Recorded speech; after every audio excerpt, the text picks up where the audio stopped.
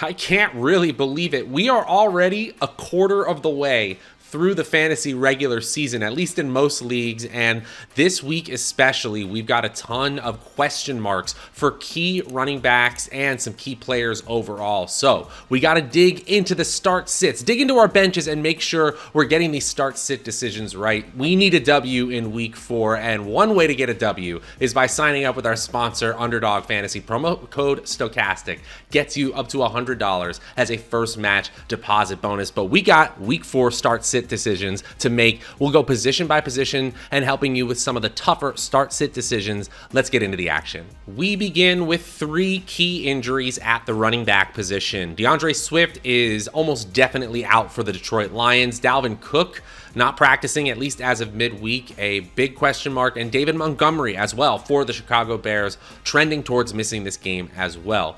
Alexander Mattison for the Minnesota Vikings and Khalil Herbert for the Chicago Bears could be in for huge workloads if the starter is out, of course. Now, I actually think Cook has a decent chance of playing this week, but I think Montgomery is one that might sit. I think there's a 0% chance that Swift plays, by the way. So if we're ranking all these situations, Jamal Williams is a top 10 back against a porous Seattle defense right off the bat. Next is Khalil Herbert, again, because I think David Montgomery is going to sit and he's playing a bad defense in the New York Giants. And then it's Alexander Mattison, who even if he does get the starting nod, has a mediocre matchup in London against the Saints, who haven't been as strong against the run this year, but traditionally have been an extremely good rush defense. Still, we got to get there. And all 3 of those players, if the starter ahead of them sits, are top 12 running backs. They're in tier 1 for me. Let's get into some of the tougher decisions at the running back position. We'll start with James Robinson of the Jacksonville Jaguars. I think you got to start him, even though it's a very tough matchup against the Philadelphia Eagles in week 3. He's the running back 3 in expected fantasy points per game. That's just targets, air yards, carries, where all those opportunities occur on the field, rolled up into a scale that's easy to understand.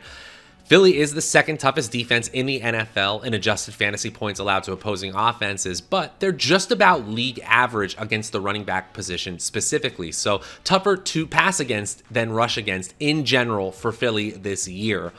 And you got to look at James Robinson's stats. Top 5 in breakaway run rate and top 5 in the NFL in red zone touches. That's volume and efficiency. That's all we need. He's a low tier RB1 the rest of the way for me. James Robinson's a start. And I kind of feel the same way about Kareem Hunt right now. I realize Chubb is on an absolute tear, but Hunt is the running back 15 in PPR leagues. He's averaging, coincidentally, the exact same fantasy points per game as 2021, which is within 0.1 fantasy points per game as what his average was in 2020.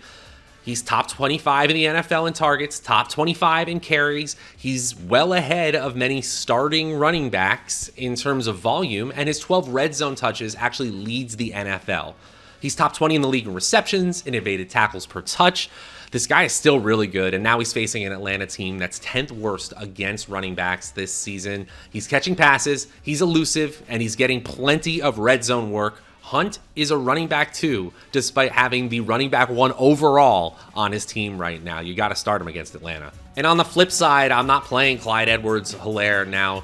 I realize that Edwards-Helaire has looked pretty good in the fantasy scoring department, but this is the opposite of a plus matchup for CEH. Tampa Bay is giving up the 2nd fewest adjusted fantasy points allowed to running backs this year and is the 5th toughest defense for opposing offenses overall. Vegas, the total right now is really, really low. It's a surprising 45-point total for this game, indicating that the defenses might be at a bit of a better pace than the offenses are, which is weird when you're considering this is Patrick Mahomes versus Tom Brady. But going back to Clyde Edwards-Helaire, he only had 7 rushes in week 3. That's a huge red flag. At least he made up for it a little bit by catching all 5 of his targets for 39 yards.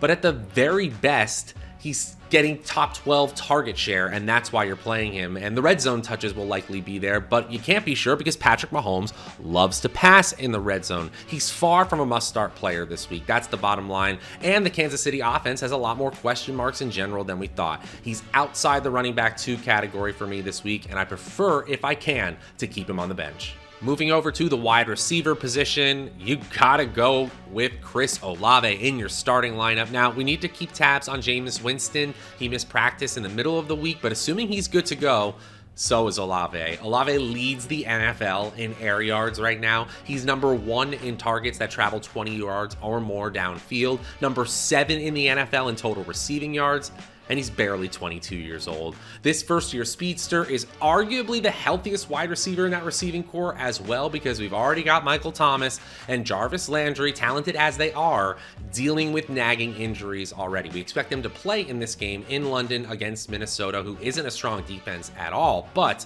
Olave, the healthiest and the one getting all the downfield looks, is the most valuable in fantasy right now. In PPR leagues, he's averaging 1 expected fantasy point per game, less than Christian McCaffrey. And that might say more about the wide receiver position versus running backs right now in the NFL. But Olave, in terms of fantasy value, opportunity value, is a must start. Decent matchup in London. I really like Olave. You got to start him as a wide receiver too. And how about the Eagles' DeVonta Smith? I mean, the Heisman Trophy winner really bounced back from a 0 in fantasy in week 1 with 2 strong performances with the upstart Eagles offense, who look like one of the best teams in the NFL. He's had back-to-back weeks with at least 7 catches. He exploded against Washington in week 3 for 169 yards on 8 catches. Credit Jalen Hurts for correcting course and getting Smith the ball, because Smith is doing his part out there. Over 2 yards of average separation per target. That's top 20 in the NFL. He's now 9th in share of team air yards. He's getting tons of deep passes despite sharing the field with A.J. Brown. Now, we know Brown will have his spike weeks, and so will Dallas Goedert, but against a Jacksonville defense that is improved, but still league average, not even at league average in schedule adjusted fantasy points allowed, Smith is an easy start this Sunday. I really like this Eagles offense to smash against the Jaguars this week. And I'm a little sad to say that I have the Jets' Garrett Wilson in the sit category for me for week 4. It's time for a wait and see approach with the Jets receiving core, with Zach Wilson coming back to the fold. We can almost guarantee that this target distribution in New York will be different than it was with Joe Flacco. I mean, I hope it's not. That would mean great things for Wilson, who is top 12 in the league in targets, air yards, targets per route run. But this matchup, again, with Pittsburgh and with a new quarterback coming into the fray, I'm just not rushing to go there. I'm not trusting it. The volume has been superb. It suggests an every week starter based on the stats we've seen. Volume is the key in fantasy football. I get it, but we can't guarantee that volume right now. I hope we can go right back to the well in week 5. But I'm waiting to play Garrett Wilson, keeping him on my bench in week 4. Hey guys, just want to tell you about this awesome offer we have going on from our friends over at Underdog Fantasy. Underdog Fantasy truly is an amazing place to play best ball fantasy football. You just draft a team and you win huge prizes. No trades, no waiver wires, no setting your lineups. You just draft and you win. And if you thought best ball summer was fun, well, best ball fall is going to be just as fun. They got the best ball resurrection tournament going from week 6 to week 17. Just a $10 entry fee could net you $100K for first place. And when you sign up using promo code Stokastic, STOKASTIC, they will match your first deposit up to $100. That's free money. That's hard to come by in fantasy football. Take advantage today at Underdog Fantasy. Promo code Stokastic. Now, how about a tight end you should not overthink this weekend? The Detroit Lions are banged up on offense, and so you need to start TJ Hockenson. The Lions have no DeAndre Swift in the backfield, likely no Amon-Ra St. Brown at the wide receiver position, and Josh Reynolds is banged up. He isn't practicing as of midweek. The Lions need TJ Hockenson more than ever. And so I'm going back here against a mediocre Seattle secondary. Hawkins had 7 targets in 2 of his 3 games, but he hasn't been able to produce more than 38 yards total. That's a little concerning, but he's basically a TD dependent tight end, just like every other non-elite tight end in the NFL right now. But the volume ceiling is different this week. It's absolutely there. A 10 to 12 target game could be there against Seattle. No one should be surprised if that occurs. Seattle's currently the 3rd worst defense in the NFL in schedule adjusted fantasy points to opposing offenses, and the Lions need him to produce. So if this game has any shootout potential, which I believe it does, you better believe that TJ Hockenson helps the Lions get there. He's a starter this week.